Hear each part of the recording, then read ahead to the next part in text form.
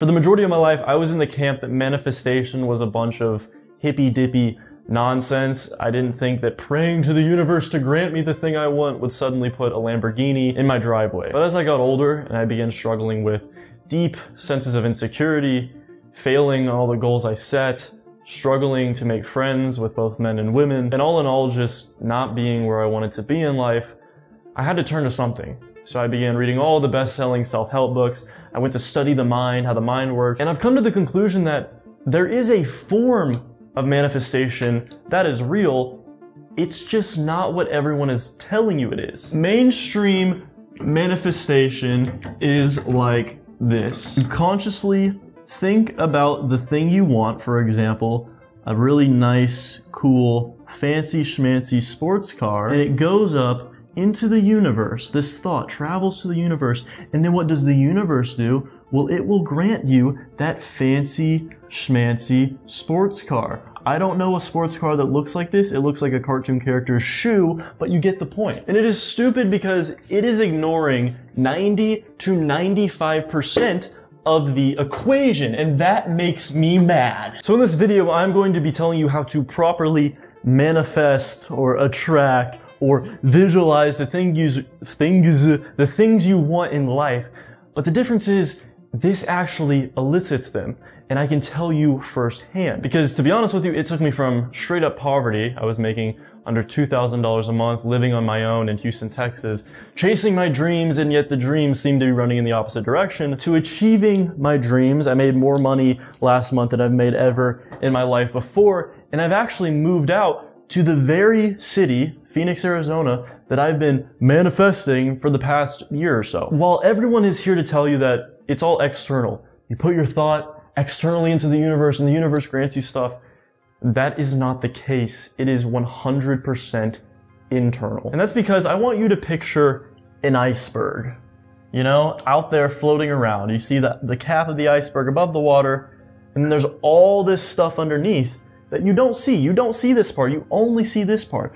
The top of the iceberg represents your conscious mind. Your conscious mind is literally everything you're perceiving in this very moment. It is your visual field, it is the audio, it is the thoughts popping into your head, it's the sensations of your body, it's any emotional feelings you're feeling currently. And most people that want to do their manifestation, their visualizations, they're doing it in the conscious mind. That's fine and dandy. It is certainly part of the equation. The unfortunate thing is, it is only 5% of the equation, because your conscious mind is only 5% of your mind, of your brain. The other 95% is the subconscious mind. This is responsible for the other 95% of your brain. Therefore, the other 95% of your thoughts, your emotions, and your actions, meaning it is responsible for 95% of your life. So what are you struggling with right now? Is it financial? Is it social? You're not making friends? Are you not attracting the partner you desire? Are you just not happy in general? Are you just not disciplined in general and you're struggling with your self-development journey? Yeah, you can go ahead and blame this guy right here. So I want you to imagine a cute little snail. And this snail is on a big pirate ship. And this snail has desires, it has goals, and all those goals lie northward. So what does the snail start doing? It starts slithering northward, logically, right? But the problem is, the big ol' ship it's on is traveling south. This is the relationship between the conscious mind, aka the snail, and the subconscious mind, the big cool pirate ship. For example, the majority of my life, I struggled with an addiction to pornography. And consciously, I had the strongest desire ever to quit pornography. My goals lied northward. I was like the snail.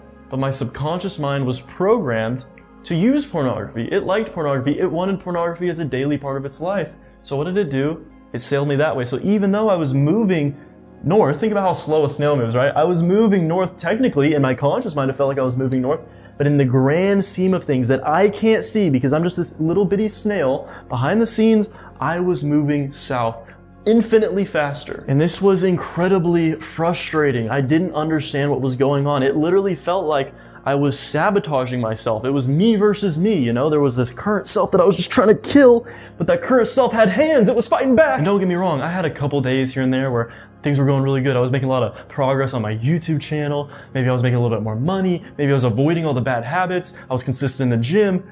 But eventually, something happened and it felt like I was sprinting really hard, but I was tied to a rubber band and that rubber band threw me back to square one. And the thing is that it's really not your fault. Your subconscious was programmed before you were even fully conscious. The moment you were born as a baby, the world, your parents, the cartoons you watched, the music you listened to, your experiences, your traumas, everything has been writing code into the computer that is your subconscious mind. And there was nothing you could do about it. While it may not fully be our faults that we are where we are, it is our responsibility to do something and fix it.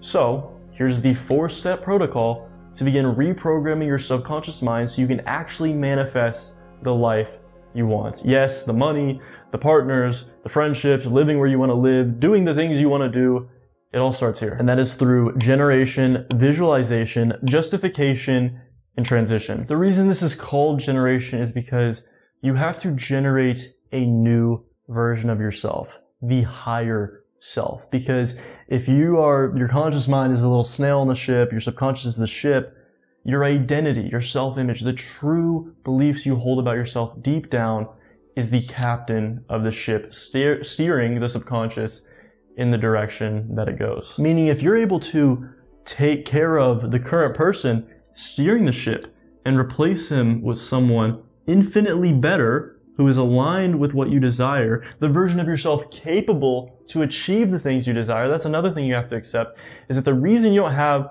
what you have is because the current version of yourself is incapable of having it. As soon as you can get that higher version of yourself at the helm of the ship, you can turn that ship around to the same direction you'd like to go. But the problem is that when you're in stage 1, this version of you does not exist, which is why we are going to enter the phase of generation. And what this requires is a clear vision of what you desire in life. I know, this is a very, very good drawing of an eye. Get extremely specific on what you desire. What do you want to accomplish?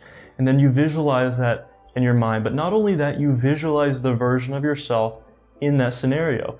You know, if you're making $1,000 a month and you want to make $20,000 a month, that version of yourself is going to look drastically different from who you are right now. If you want to get super jacked and awesome and get all the ladies, that version of yourself is going to look drastically different than what you look like now. No offense, brother. And for most of you, this is going to require pulling out a pen and paper and writing down and questioning what you want. Because a lot of the things you want, you don't actually want. You were programmed to want it by society, by your peers, by media, things like that. But if you do enough questioning, just keep asking yourself why, at least like 5 times, you'll quickly realize what you truly want and what you thought you want, but you don't actually want. And the more specific, the better, because eventually in that vision, you will find the archetype of your higher self. And the good news is this higher self is already within you. You have all the tools required to generate him now. For me, my higher self was much more disciplined. He was much more focused. He woke up the same time every day. He worked out every day. When he spoke to others, he had such confidence and charisma in the way he spoke and carried himself that people couldn't be helped but magnetized to him. He's immensely joyful because he's just present in the current moment. He's not stressing about the future or depressed about the past, compared to me in the past, who was depressed about the past and stressed about the future and could never really get himself in the current moment, which also led to terrible social interactions because his mind was always somewhere else or overthinking the social interactions he was having. And when you can get this vision clear, you have to visualize this daily. This is exactly what Conor McGregor would do. He would literally drive around in his piece of shit car, but visualize himself as this higher version of himself driving around in this soft top Bentley. He visualized himself as the world champion UFC fighter. And what did that do? It implanted that new self-image, that new identity into the subconscious mind. And that is like planting a new seed in the soil that is your mind. Now all you have to do is water it. But keep in mind, you can't skip this part, because if you were watering soil that doesn't have seeds in it, nothing's gonna grow. And once you have that higher self, you're in phase 2. Congrats. Visualization. If you can see it here, it will happen. This is the thing that the manifestation people actually have right. You do have to visualize this, because the thing about the subconscious mind is that it cannot tell the difference between real events and imagined events. They both enter the subconscious mind the exact same way, which makes sense. Think about it. Have you ever watched a scary movie and all of a sudden your heart starts racing, you start shaking? Have you ever thought naughty thoughts and all of a sudden your body starts reacting? It's because your subconscious mind doesn't know it's fake. It's just like, oh, we're here now? Okay, I better respond accordingly. This is also why you have to avoid negative self-talk. Think about it. When I was in high school, I loved self-deprecating humor. It's what all of my friends do. We would joke about how, oh man, I suck. I should just clip myself, you know, ha ha ha, it's so funny. The subconscious is just like, okay. And you'll know you're doing this properly when you start to have emotional reactions to it, when you start to have physical reactions to it. I would lay down and I've done my 10, 15, 20 minute visualization exercises, and I notice that I'm unconsciously, I catch myself, I make it conscious, but I notice I'm smiling. I'm visualizing myself with my 1 million subscriber play button, driving the car of my dreams, living where I want to be, being around my friends and family, retiring my mother, and I can't help but smile because it feels so real. And the subconscious believes it real. Believe it real, believe it. This is why you'll know people that have victim mentalities like, oh, I could never catch a break. Oh, I'm so unlucky. Oh, the world, the government, the media, everything's out to get me. And it seems like they're always struggling with something, some level of misfortune, because behind the scenes, unconsciously, they're actually working to justify those negative beliefs they hold about themselves. But now we have an issue. You have your current self and your higher self battling for control over the subconscious mind. They're both fighting for that helm of the ship. So in order to give that higher version of yourself a nice little strength boost, you need to start the justification process, which is providing evidence that you actually are the higher version of yourself, which means in your day-to-day life, you are going to be providing justification that that is the case. If the higher version of yourself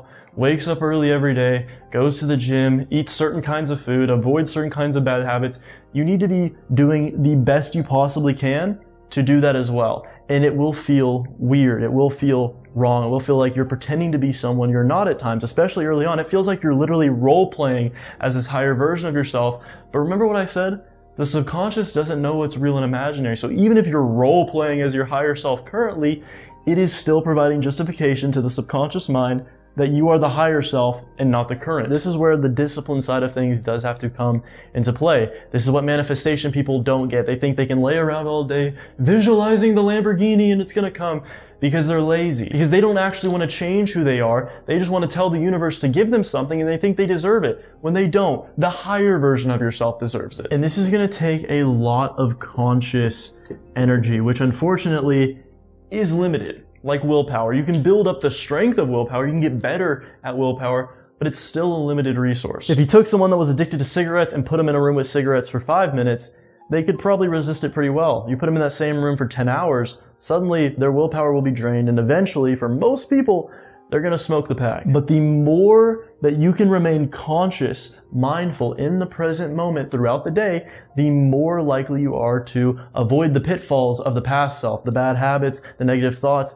things like that. And in my opinion, the best way to build the muscle that is mindfulness, that is metacognition, being aware of your own thoughts, is meditation. And not only that, there's literally countless scientific benefits to meditating. So I'm just going to give you my free 5-day guided meditation series in the description so you can get started and you can see what I mean. And sure, you're going to mess up here and there, but the more you work towards providing that justification, the more you're going to start winning the battle in the subconscious, and soon you will be at the helm. But there is one more phase that everybody gets wrong, and it took me forever to understand that I was doing it improperly and it was destroying my progress. And that is the transition. Because we have been programmed by society, by school, and even other self-improvement gurus to think that your outcomes define who you are. For example, I always thought that I would be the 1 million subscriber version of myself when I hit 1 million subscribers. We think we're the successful version of ourselves when we hit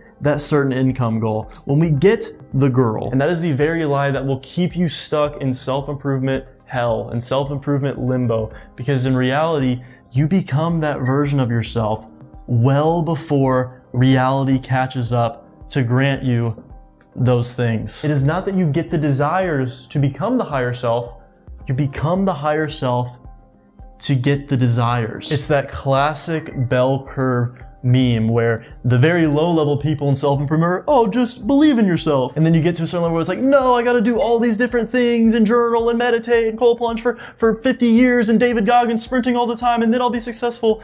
And then you get to a level where you realize, no, I just have to believe in myself. Meaning the key to the transition is belief. And you know what? This is so freaking hard because no one else is going to believe in you except you.